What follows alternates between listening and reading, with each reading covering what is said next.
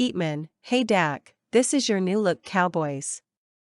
Arlington, Texas. On the one hand, this was a return of the Cowboys franchise quarterback who has been sidelined for 5 weeks. On the other hand, this felt like an introductory of sorts, where Dak Prescott was introduced to his new and, definitely, improved football team. Sure, this is Dak's 7th year with the Cowboys. But never, and let's add a couple of ever and evers to that, has he played with a defense like this. In Week 1 against the Buccaneers, the Dallas defense wasn't this good. And at no point in Dak's career has he played with a defense that has the ability to just dominate like this. Okay, I get it. The Lions aren't exactly the Eagles, the team that took it to the Cowboys last week. The Lions aren't really any of the high-powered offenses in the league. Still, they're good enough to get more than 2 field goals. They're a good enough team that they should be able to give opponents some problems throughout the game. But it didn't happen because the Cowboys rose to the challenge, one they presented to themselves after the way they played against Philadelphia last Sunday.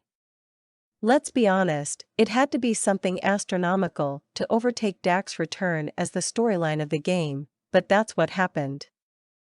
That's how good this Cowboys defense played on Sunday against a Lions offense that entered the day scoring 30 more points than the Cowboys, 140-110. Technically, Detroit has still outscored the Cowboys this year, but if this game proves anything, it's that stat doesn't really matter at all. The Lions are 1-5 because they really have problems on defense. The Cowboys are 5-2 because they are a problem on defense, evident Sunday by its ability to take over a game in the second half. 5 turnovers after halftime, including a crucial fumble recovery at the 1-yard line when it appeared the Lions were about to take the lead. While that play might be more in the fortunate category, it's still making a play on the goal line, creating a force that caused a fumble and then Anthony Barr's alert recovery. After that, the turnovers were all about making plays and/or pressure applied. Trayvon Diggs is one of the best receivers on this team, and just happens to play cornerback. He did it again Sunday with a play on the ball that most corners don't have the ability to make. Also, Jordan Lewis got a pick because of the pressure Micah Parsons gave off the edge. And let's talk about Mr. Parsons. This dude clearly was upset with the way last week's game ended against the Eagles. Of course, he would be. The Cowboys had a shot to get off the field and perhaps steal a win in Philly, but the defense couldn't get that necessary stop. Frustration was at an all-time high, especially with Parsons. But even when things didn't get off to a great start on Sunday, it never felt like the defensive players tried to press and do too much. Even playing within themselves, they still made huge plays. None bigger was the one Parsons made by chasing down tight end Brock Wright at the 1-yard line, setting up a fumble on the next play. That's the kind of play that makes Parsons, in my mind, the best defensive player in football because he has the ability to dominate on so many different levels. And that's what made this game interesting. It's a team that Dak Prescott isn't really used to.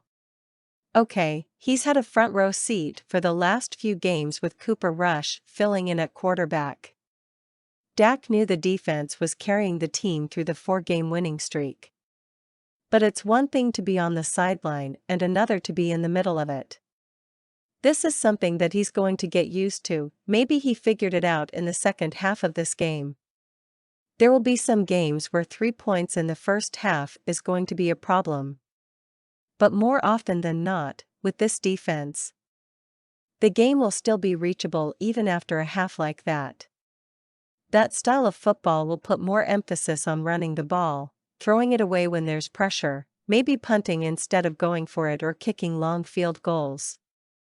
Again, it's a style we've seen for a month. It's a style that is new to Dak. Trust me, there will be plenty of games that are tougher than this one. Not saying that Dak returning and scoring some second-half touchdowns is a cure to everything. But I bet it's safe to assume he's going to play better. The rust will be shaken off by next week and this offense will continue to gel. In the meantime, they can lean on this defense, something Dak hasn't been able to do on a consistent level throughout his career. He did on this day. And he'll likely be able to moving forward. And it doesn't matter how many years he's been in the league or how many millions are in his contract. This is the new Cowboys, and there's nothing wrong with embracing it.